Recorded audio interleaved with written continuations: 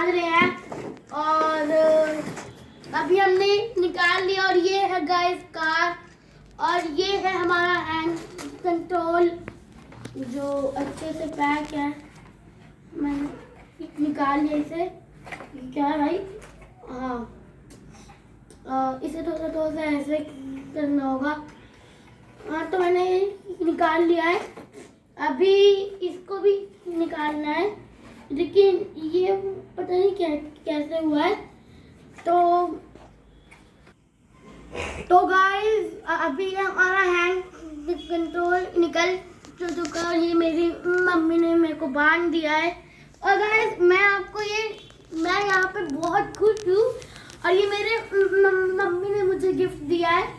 और ये हमारे पास हैंड मतलब रिमोट भी है। मतलब हम लोग तो हैंड से चलाएंगे हम लोग। मैं आपको चला के दिखाता हूँ। And here we go. And ये हो नहीं रहा है।